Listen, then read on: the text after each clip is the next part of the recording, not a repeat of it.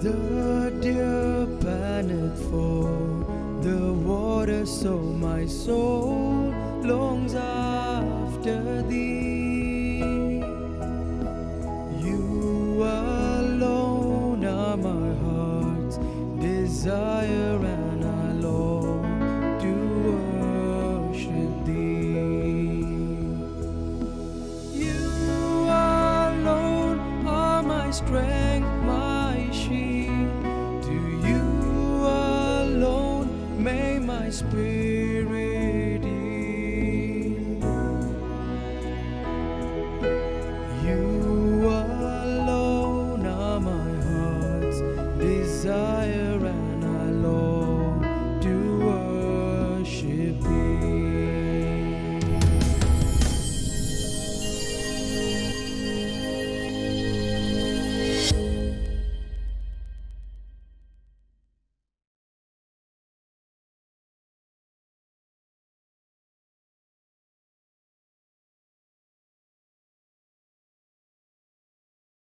Shalom, dear friends. We come to the very last end of chapter 13 and move to the great dramatic scene of crossing of the sea. Right from the beginning of the Exodus, the superhero of the event is Yahweh God. He is the one who sends the emissary Moses to carry out the task of liberation. He is only an instrument. But this exodus has been a long process. But at every moment, they experienced God's ever abiding presence. The best way to express the ever abiding presence of God throughout the Exodus is through a repeated phrase, cloud by day and fire by night, 13:21 to 22, which is repeated in many places in the Exodus.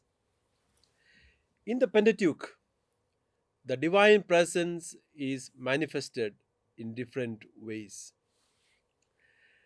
The pillar of cloud and the pillar of fire, two images. The dark mist and the cloud, coupled with the cloud, which is a symbol of the glory of God in chapter 24:16, play a major role. And the consuming fire, which moves around, symbolizing Yahweh.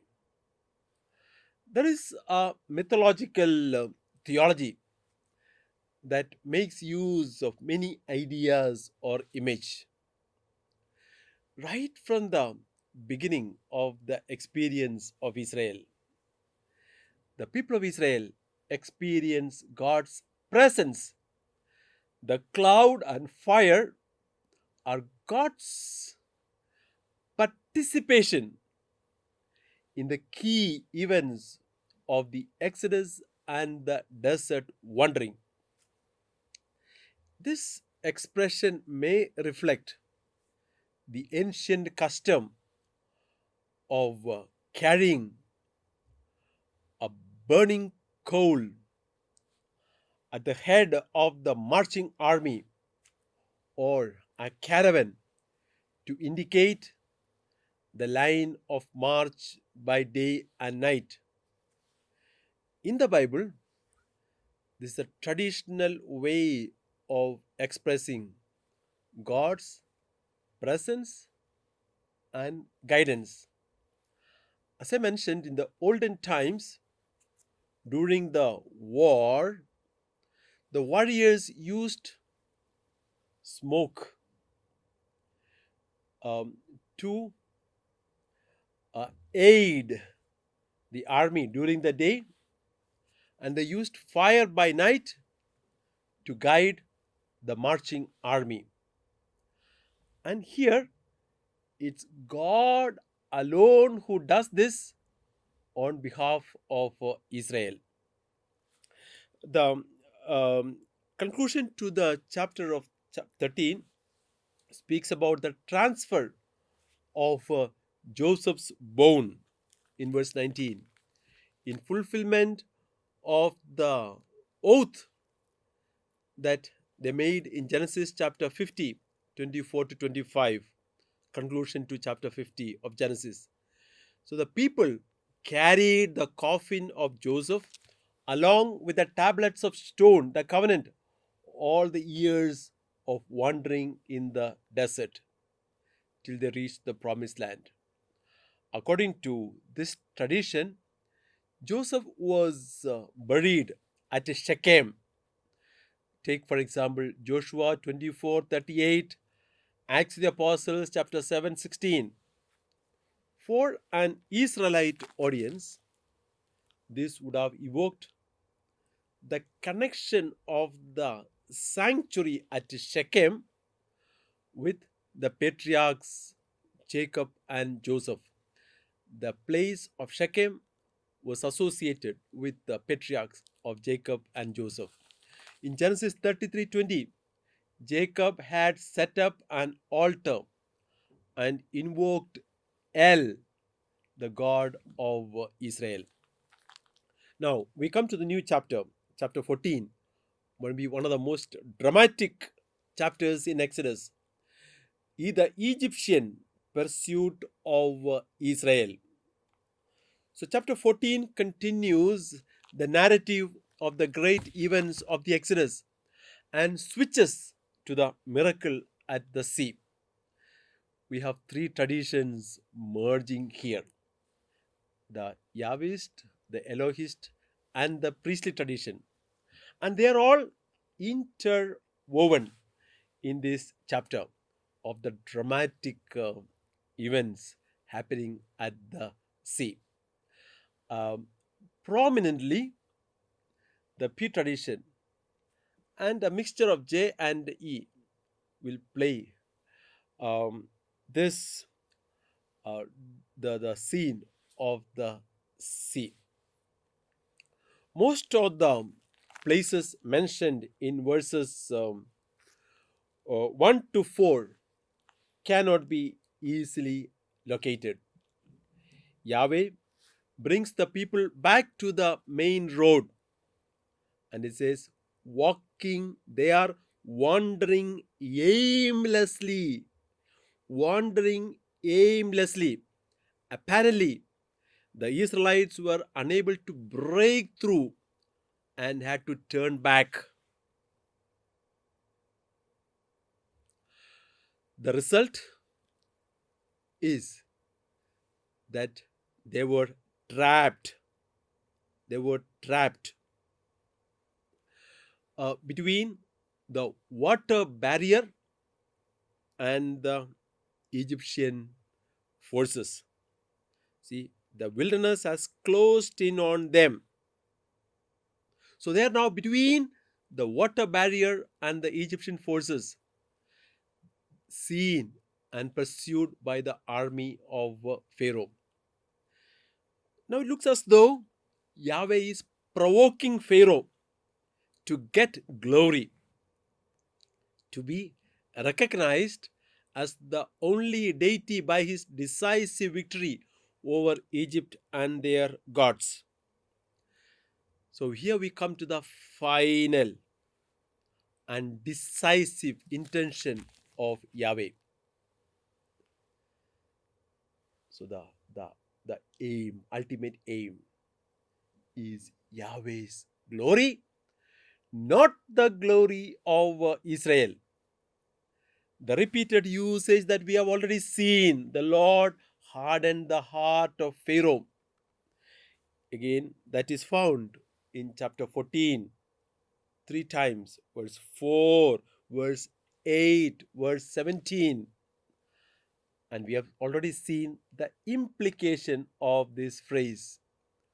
God makes use of Pharaoh as an instrument to prove who is Yahweh. When you look at verse 5 to 9, the focus is on Pharaoh and the servants. Here, Pharaoh has changed his mind. Verse 5, the minds of Pharaoh and his officials were changed toward the people. They realize now the loss of the invaluable labor force, cheap force that now they are deprived of. Earlier, because of the plagues, Pharaoh was desperate in getting them out. Now there's a change, radical change of the policy and the strategy of Pharaoh. Pharaoh blocks the departure of Israel with a display of enormous power. What is common to all the traditions of the P and J? Both the traditions speak of the crossing of the sea as a holy war. This is a religious undertaking. For Israel, Yahweh fought for Israel, not Israel for Yahweh. 5 elements that we normally find in a holy war are found in this account as well. First, sacrifices and oracles to consult Yahweh. And Yahweh is here presented as the pillar of cloud and pillar of fire. There is absolute confidence in Yahweh. Verse 31. There is a ritual purification. Chapter 19, 14 to 15. Fear put into the enemy by Yahweh. Verses 24 to 25. And the total annihilation, the destruction of the enemy. Verses 28 and 30. So the commander-in-chief is Yahweh, not Moses. So all the traditions claim that God is the commander-in-chief. He is the warrior. He fights for Israel. The great leadership by Moses is manifested in verse 14-15. And that is given by Yahweh. Moses exhorts them to prepare for a holy war. Verse 16. The Lord said to Moses, "You lift up your staff, and God will support them from heaven." Moses said to the people, "Fear not, stand firm, and see the salvation of the Lord, which he will work for you today. For the Egyptians whom you see today, you shall never see again. The Lord will fight for you." Verse 14.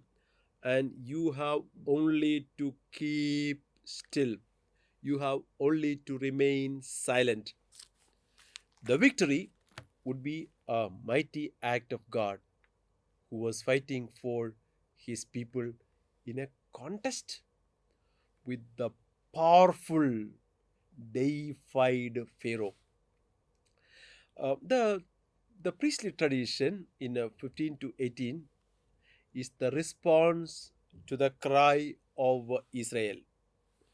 Yahweh gives instruction to ensure the safe passage of the people of Israel through the sea. Moses is to lift the staff and stretch out his hand over the sea and divide the sea in favor of Israel. The obstinate Egyptians will pursue Israel into the sea. The corpses will become silent. But eloquent witnesses to the power of Yahweh. Verse 19 to 20. There are two traditions. One expresses the divine presence as the angel of God. Remember in Genesis, angel represents God in earthly form. Since you cannot see God directly, angel of God represents God. So here, the angel of God means God in an earthly form, going before the Israelite army. Another expression, the shining pillar of a cloud, also in verse 24. So both these traditions of the angel of God and the cloud, both tell us that God alone protects. The crossing of the sea, where we have the medium of the angel of God and the column of cloud, play a major role. Yahweh swept the sea with a strong east wind and turned into a dry land. But he clogged the chariot wheels of the Egyptians so that they could hardly move. During the night, Yahweh drove back the sea with a strong east wind, making possible a passage on dry land. And just before dawn, Yahweh, present in the column of cloud and fire, startled the Egyptians with a glance that resulted in the loss of military discipline in verse 24. And see, the pillar of fire and cloud looked down upon the Egyptian army and threw the Egyptian army into panic. Yahweh created panic that made the clogging of the Egyptian chariot wheels. At dawn, the sea resumes its normal depth. The outcome, Israel acknowledges Yahweh's intervention Yahweh's intervention and the role played by servant Moses, and they finally end up in believing. That is the goal. That is the goal. 30 and 31. The people feared the Lord and believed in the Lord and in his servant Moses. One note on the priestly writer in Exodus 14, verses 16 and 22. Moses divided the waters with his rod, and they stood like a wall to the right and to the left. And then Moses stretched out his hand over the sea. Verse 21. The result? A very special miracle. So this is coming from the account of the priestly writer. Moses as the mediator. The rod, which is God's own rod, makes the dry land appear for the safe passage of the Israelites, with the water forming something resembling the walls to their right and to left. If only remember the famous movie of the Ten Commandments, and they dramatically point this fact.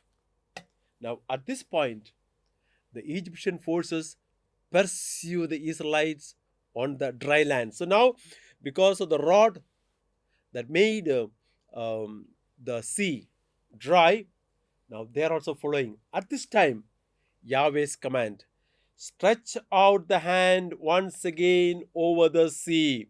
Verse 26, 27.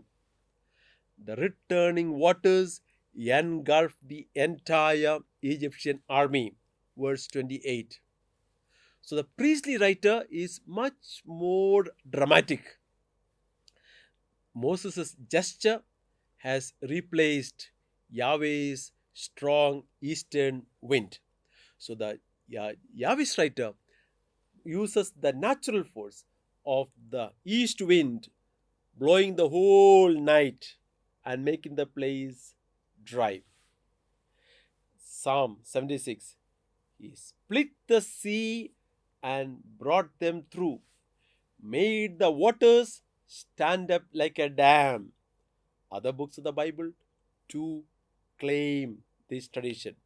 So both the priestly and the Yahweh's writer gave God full credit, full credit for defeating and destroying the Egyptians. J. Writer uses the extraordinary force of the natural involving natural events. I have said this before. Extraordinary concurrence of ordinary events. The ordinary events coming together in an extraordinary way. The very fact that there are variants of this story which all agree in the essentials is a proof that there was a historical event behind it. All variants speak of it as an act of God, an intervention at the sea. All agree in handing down as the nucleus of the story of the crossing of the sea. The theological accent of the story is well brought out in the concluding verse in chapter 14, verse 30 and 31. We realize that Yahweh saved Israel, and Israel saw the great work, and the people feared Yahweh, and they believed in Yahweh and in his servant Moses. This faith commitment, about which there was already a mention in chapter 4:31, now reaches its climax in the total surrender to Yahweh. The journey of faith, which was inaugurated by Abraham, Genesis chapter 15, verse 1 to 3, through his exodus, now has reached its fulfillment. I would like to point out a strong connection between creation and the Exodus. The priestly writer narrates about the division of the sea into two. When we took the episode, the first chapter of Genesis, the priestly account of the creation, we spoke about the beginning of creation by controlling the chaotic waters. Creation stories of all major ancient cultures narrate a struggle between the sea dragon and the gods. So, creation and liberation are inseparably linked in the Bible. The same God who put order in the chaotic waters and separated the land from the waters in chapter 1 of Genesis now made his people pass through the midst of the chaotic waters. This is the great event of the dramatic scene in Exodus. So, this victory is celebrated through the song of the sea in chapter 15. The book of Revelation calls it as the song of Moses, the servant of Yahweh. Revelation chapter 15:3 calls it as the song of Moses, the servant of Yahweh. With the numerous ancient Hebrew grammatical features, this poem offers the oldest, the oldest surviving witness to the victory at the sea. This is philologically, literally, this is an ancient thanksgiving hymn. In the Bible, one renders thanks by reciting publicly what God has done. The public report of the rescue makes known on earth the glory of God in heaven.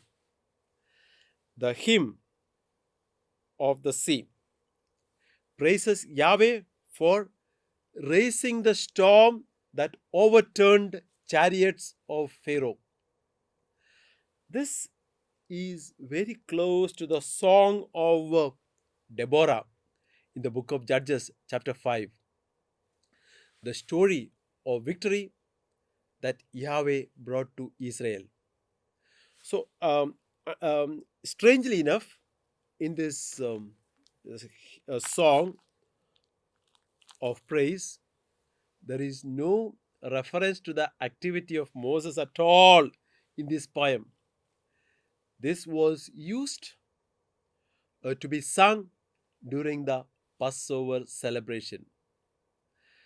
So the scholars agree that this text points to a 13th century BC composition, which means the same time of the Exodus event. The tradition of the Bible is that Moses composed it.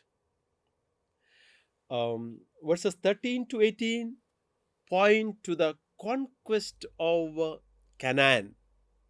So maybe that part, if you put it historically, might go back to the conquest of the land of Canaan by maybe the time of Joshua. But there is some similarity to the language used in the land of Canaan, going almost up to 1400 BC. So there is a link to God, Baal, and God Yam, the god of the sea, the Canaanite. So, Bible replaces this Canaanite thinking. Yahweh overcomes the Egyptians by creating a storm in the sea. So this is not the Canaanite god of the sea. Yahweh creates a storm and he capsizes the chariots by leading to the destruction of the Egyptians. So the focus here is the destruction of the enemy, and the effect, the power of Yahweh over the neighbors of Israel. In verse 14, 15, Philistia is mentioned, Edom is mentioned, and it concludes by speaking of Yahweh's kingly possession of the sanctuary in verse 17. You brought them in and planted them on the mountain of your own possession, the sanctuary. So there is a reference to the marching into the promised land, verse 13. And certain parts came probably after the construction of the temple at Jerusalem. For example, verse 17, the sanctuary, O Lord, that your hands have established. The mountain is actually the Jerusalem.